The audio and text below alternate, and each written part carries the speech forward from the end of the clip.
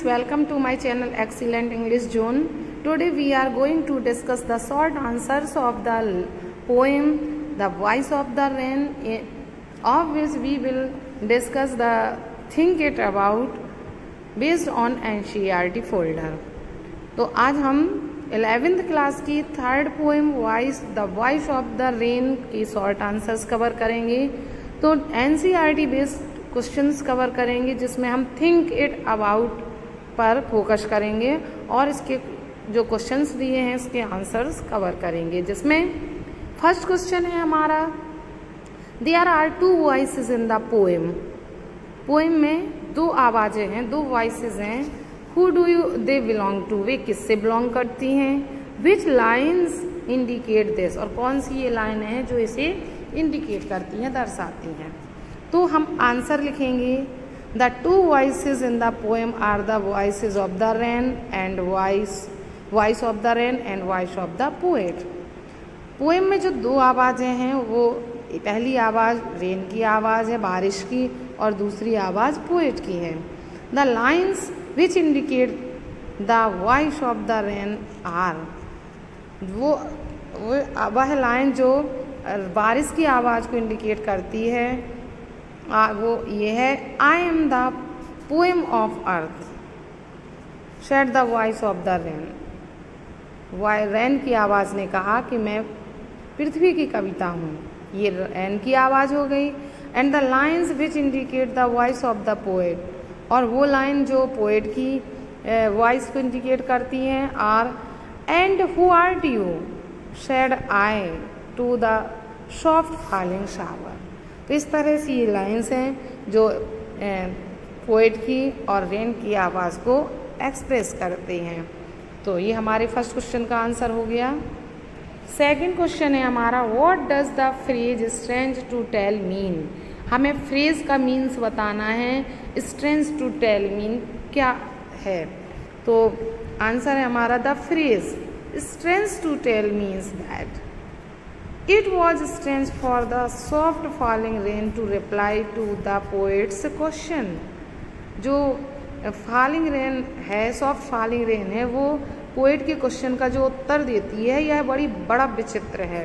When the poet asked the rain, उस समय जब उत्तर देती है जब कभी उससे पूछता है who art you, तुम कौन हो। The rain रिप्लाई करती है, I am the poem of earth, मैं पृथ्वी की कविता हूँ। क्योंकि यहाँ पर रेन को पर्सोनिफाई किया है तो यहाँ पर रेन पर पुरुषों की तरह, मनुष्यों की तरह रिप्लाई देती है, इसलिए उसका रिप्लाई देना ही पोएट के लिए स्ट्रेंज है। सेकंड क्वेश्चन का आंसर हो गया। थर्ड क्वेश्चन है हमारा, there is a parallel drawn between rain and music. Rain और म्यूजिक के बीच में कुछ पैरेलल है, समांतर है। विच वर्ड्स इंडिकेट दिस, कौन से शब्द हैं जो इस पैरेलल को इंडिकेट करते हैं। Explain the similarity between the two, दोनों के बीच जो सिमिलैरिटी है उसे एक्सप्लेन करना है हमें। थोड़ा सा लॉन्ग टाइप हो जाए, थोड़ा बड़ा आंसर हो जाएगा इसका, बट लॉन्ग नहीं है क्योंकि शॉर्ट आते हैं। आंसर है हमारा, the line for the song issuing from its birth place after fulfilment wandering ragged or unragged डली with love returns.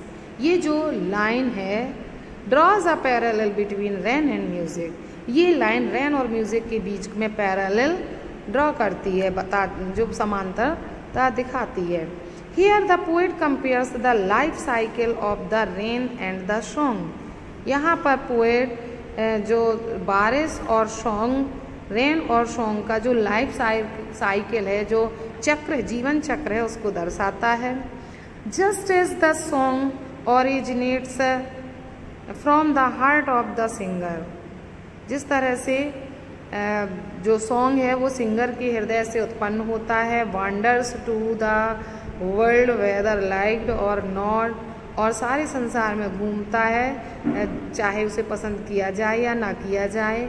Comes back to its birth place in the end with lots of love, और अत्यधिक प्रेम के साथ वह वापस अपने birth place पर आ जाता है।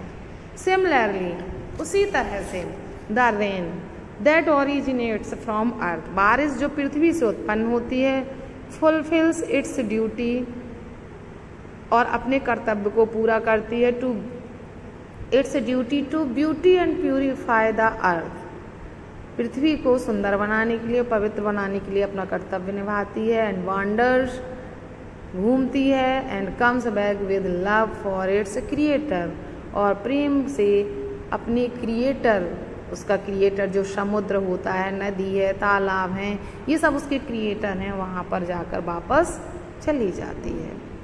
तो ये पैरेलल है, ये दोनों में समानता है सॉन्ग में और रेन में।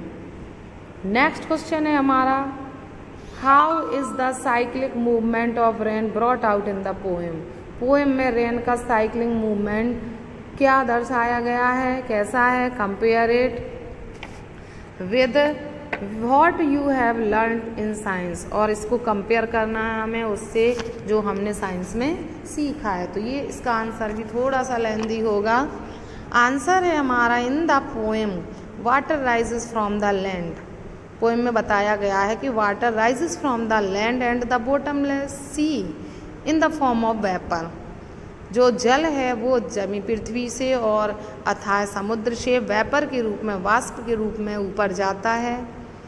It then changes its form, फिर वह अपना रूप बदल लेता है। ट्रांसफॉर्म्स इटसेल्फ इनटू क्लाउड्स, और स्वयं को बादलों में परिवर्तित कर लेता है। It comes down to the earth in the form of rain, और फिर वापस से पृथ्वी पर बारिश के रूप में आता है। To wash drought provide water, और जो सूखी ज़मीन है, सूखी चीज़ें हैं, उनको धोने के लिए पानी उपलब्ध कराता है।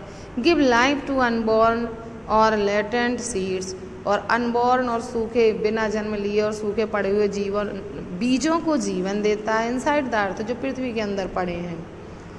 The rain purifies and beautifies the earth, और वापस आकर रेन पृथ्वी को प्यूरिफाई करती है और ब्यूटिफाई भी करती है।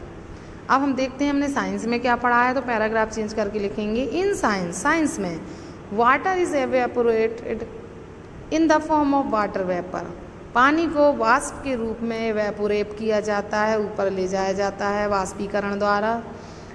Condensed in the sky to form cloud, और बादलों, आकाश में बादल बनने के लिए एकत्रित हो जाता है। And then rains down in the form of water, और फिर पानी के रूप में बरसता है। इनटू रिवर्स, नदियों में जाता है। स्ट्रीम्स, जलधाराओं में जाता है। ग्राउंड, पृथ्वी पर भी आता है। ओशियन एटसेट्रा, इतनी सारी सब जगह पर ये पानी वापस जाता है। इन the poem the rain describes it's eternal journey itself, poem में रेन डिस्क्राइब्स, बारिश स्वयं अपनी जर्नी को डिस्क्राइब करती है, बताती है। ये हमारा फोर्थ क्वेश्चन हो गया। फिफ्थ क्वेश्चन है हमारा, why are the last two lines put within brackets. Last की 2 लाइन्स को ब्रैकेट में क्यों दिया गया है। आंसर है हमारा, the last 2 lines are put within the bracket because they are the observation made by the poet and his thoughts. Last की 2 लाइन्स को ब्रैकेट में इसलिए दिया गया है क्योंकि ये कवि के द्वारा निरीक्षण की गई लाइनें हैं। एंड हिज थॉट्स, और उसके विचार हैं। He made a similarity between the rain and the music, उसने जो निरीक्षण किया उससे उसने बारिश और संगीत में सिमिलैरिटी पाई है, इसलिए इसे ब्रैकेट में दिया गया है क्योंकि ये ऑब्जर्वेशन है। लास्ट लाइन में हमें लास्ट क्वेश्चन में हमें अपोजिट बताना है। List the pairs of opposites found in the poem. Poem में जितने अपोजिट से आपके पेयर आए हैं उनको हमें यहाँ पर इंडिकेट करना है। तो पहला पेयर आया है डे नाइट, जो अपोजिट का पेयर है डे का नाइट हो जाएगा। रेग्ड अनरेग्ड आया है, रेग्ड का अनरेग्ड हो जाएगा। और राइज का डिसेंट हो जाएगा, राइज चढ़ना हो गया, डिसेंट उतरना हो गया। इस तरह से ये जो हमारे थिंक इट अबाउट वाले क्वेश्चंस हैं हमने इस वीडियो में कवर किए हैं। आई होप आपको ये वीडियो पसंद आएगा। वीडियो अच्छा लगे तो कमेंट बॉक्स पर ज़रूर बताएं, वीडियो को लाइक करें, अपने फ्रेंड्स को शेयर करें और इसी तरह से मेरी चैनल से जुड़े रहें। Thanks for watching video.